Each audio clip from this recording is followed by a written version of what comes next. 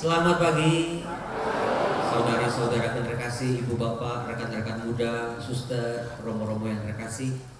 Di hadapan saya ini mungkin cuma ada 400 orang yang bisa dikumpulkan di aula sama di HEO ini. Tapi di balik kerumunan orang banyak ini ada sekitar 600.000 umat KAJ, orang Katolik yang betul-betul kami ini coba bisa buat materi semenarik mungkin, tapi bagaimana nanti itu bisa berlanjut ke paroki, ke wilayah, ke lingkungan, ke komunitas-komunitas, itu kami percayakan kepada ibu bapak, teman-teman semua. Maka perlu nih Roh Kudus hadir di sini. Saudara-saudaraku yang terkasih, APP, semua yang kita bicarakan di sini, semua yang kita bahas di sini, sampai nanti jadi fasilitator di lingkungan, jungkir balik sampai kasih hadiah, bikin kegiatan apapun itu semua akan kehilangan maknanya kalau dilepaskan dari dasar dari APP itu sendiri, yaitu pertobatan. Kata pertobatan tidak pernah boleh dilepaskan. Tanpa itu semuanya akan menjadi sia-sia. Jadi mulai dari ngumpulin umat di paroki, sosialisasi, nanti umat terjun ke lingkungan-lingkungannya, bikin gerakan, memaknai firman, semuanya harus dilihat dari apakah orang-orang Katolik di Kuskupan Agung Jakarta ini dari bahan-bahan dan kegiatan yang kita tawarkan sungguh-sungguh mengalami pertobatan yang sejati. Saudaraku, saya seringkali berrelasi dengan para pendeta-pendeta di LAI, Lembaga Alkitab Indonesia, karena saya mewakili KWI untuk ikut dari komisi penerjemahan. Para pendeta ini seringkali ngomong begini, kami ngiri loh sama orang Katolik. Loh, nggak salah. Karena apa? Ini gereja Katolik lagi banyak momentumnya. Momentumnya ini luar biasa. Dari kedatangan Bapak Paus, itu luar biasa itu. Menyatukan seluruh, menggerakkan hati, budi dan pikiran kita. Masih menjadi omongan kedatangan Paus itu dengan Fate Kiaso, buatlah keramaian. Dilanjutkan dengan waktu itu BKSN, dilanjutkan dengan Advent, Natal, tahun baru tahun baru mulai, langsung tahun jubileum, arah dasar Kuskupan Agung Jakarta. Jadi coba nanti di paroki, di lingkungan, ibu bapak semua ingatkan umat di tempat mereka masing-masing, momentumnya lagi luar biasa. Jangan sampai kehilangan momentum itu. Jangan sampai nggak ada kegiatannya membosankan, kegiatannya itu aja. Coba buktikan kepada mereka memang momentumnya ini betul-betul luar biasa. Salah satunya adalah tahun jubileum dan ardas KAJ. Itu bisa jadi di kuskupan lain tidak seperti di Kuskupan Agung Jakarta. Maka yuk kita ikut gelombang momentum ini, gelombang rahmat Allah, gelombang jubileum. Bagaimana nih? Maupun umat biasa di lingkungan ataupun para aktivis yang sudah terlibat di gereja, dari rambutnya hitam sampai sekarang rambutnya putih, apakah kita juga bertumbuh? Bukan cuma sibuk sana, sibuk sini, gerak-gerik, tapi tanpa gerakan. Pertobatan itu harus nyata. Maka kami pilihkan dengan luar biasa 4 bahan, 4 pertemuan yang kami rancang sebetulnya tidak sulit-sulit banget. Dipilihkan itu teks-teks kitab sucinya, aksi nyatanya, kisah inspiratifnya itu sangat amat down to earth, sangat amat dekat dengan kita. Saking dekatnya, saya buka rahasia nih. Ada 4 kisah inspiratif di sini yang 2 orang yang diangkat di sini itu ada di tengah-tengah ruangan ini. Coba bayangin, Suster Irene dari komunitas Laudato Si, Silakan berdiri suster. Kita kasih tepuk tangan buat suster. Terima kasih.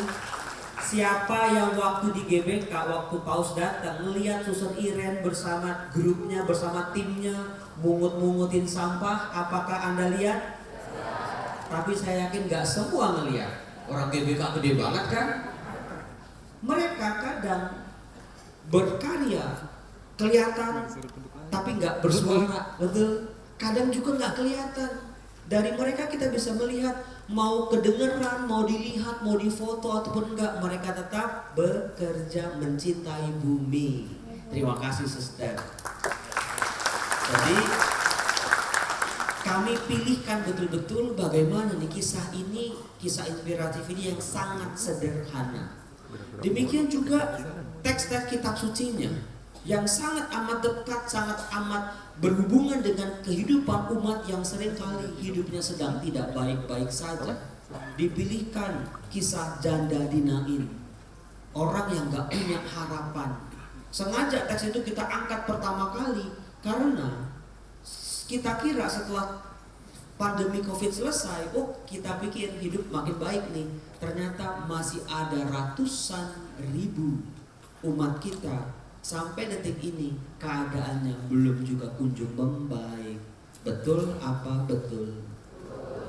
Itu bukan cuma yang di luar sana, ini dalam sini pun Romo, bener Romo, belum pulih Romo, masih nggak baik-baik saja. Jadi nanti kisah janda di Nain itu kita pilih yang pendek, coba dikuasai. Bagaimana gerakan Tuhan Yesus, figur si janda ini, masalah apa yang dihadapinya, bagaimana gerakan belas kasih Tuhan Yesus hadir sungguh-sungguh memberikan jalan keluar bagi pribadi itu. Hidupkan kisah ini, hidupkan narasi pendek ini, supaya orang di lingkungan, oh ternyata bagus ya, teksnya bagus, luar biasa, dan menyentuh. Kemudian nanti ada kisah orang buta yang duduk bisa melihat Tuhan Yesus dengan mata imannya. Itu akan diangkat juga. Kisahnya juga nggak panjang, kisahnya sungguh menarik. Banyak orang saat ini bisa melihat dengan matanya, tetapi sebetulnya hatinya buta. Terlebih buta terhadap penderitaan sesamanya, buta terhadap apa yang diperlukan oleh keluarganya. Buta karena kelilipan oleh masalah, kelilipan oleh duit, kelilipan oleh popularitas. Hati-hati, itu penyakit orang zaman sekarang. Kemudian juga nanti diangkat bagaimana penggandaan roti. Bagaimana Tuhan Yesus bisa melakukan apapun, tapi Tuhan Yesus mau merangkul murid-muridnya. Jadi subsidiaritas, meskipun itu ardas tak aja yang lalu-lalu, bukan berarti langsung dilupakan. Bagaimana nih tindakan aksi nyata belas kasih ini di tahun pengharapan ini? Jangan cuman ya selesai setahun. Kalau kita cuma sendirian, kita udah minoritas bekerja seorang diri, capek ujung-ujungnya. Yuk rangkul banyak orang, rangkul banyak umat-umat yang jarang ke gereja, rangkul mereka juga yang ke gerejanya gitu-gitu aja. Yuk ikut pelayanan, yuk kunjungin penjara, kunjungin panti asuhan, pasti imanmu berkembang. Contohnya seperti itu. Kemudian yang terakhir, dalam perjumpaan Tuhan Yesus dengan seorang ahli Taurat, bertanyalah ahli Taurat itu kepada Yesus, Guru, apa yang harus aku perbuat untuk memperoleh hidup yang kekal? Yesus berkata apa? Kasihilah Tuhan Allahmu dengan segenap jiwa, segenap pikiran, segenap hatimu. Lalu kasihilah sesamamu manusia seperti dirimu sendiri. Lalu untuk membenarkan dirinya, dia berkata, semua itu sudah aku lakukan sejak masa mudaku. Lalu dia berkata, siapakah sesamaku manusia? Perhatikan pertanyaan ini, siapa sesamaku manusia? Who is my neighbor? Who? Siapa? Tapi Tuhan Yesus yang luar biasa memberikan sebuah contoh perumpamaan. Ada seorang lewat dari Yerusalem menuju Yeriko. Di tengah jalan dia dirampok habis-habisan. lalu ditinggalkan seorang diri setengah mati. Lalu lewatlah seorang imam, tapi imam itu melewatinya dari seberang jalan. Lalu lewat juga seorang Lewi, tapi Lewi itu juga melewatinya dari seberang jalan juga. Lalu lewatlah seorang Samaria, seorang yang tidak pernah dipikirkan untuk bisa melakukan hal yang baik, tapi ada keterkejutan di dalam kisah itu. Orang Samaria itu tergerak hatinya oleh belas kasihan. Dia mendekat, dia membasuh orang luka itu dengan air dan minyak. Dia membalut luka-lukanya. Dia angkat ke keledai tunggangannya sendiri. Dia bawa ke penginapan dan dia rawat semalam-malaman. Lalu keesokan paginya dia berkata apa? Ada yang masih ingat? Dia memberikan uang 2 dinar kepada pemilik penginapan. Biarlah kau rawat dia, dan kalau masih kurang aku akan ganti waktu aku kembali. Mendengar kisah itu, si ahli Taurat ditanya oleh Yesus, menurut kamu siapakah sesama manusia bagi orang yang jatuh ke tangan perampok itu?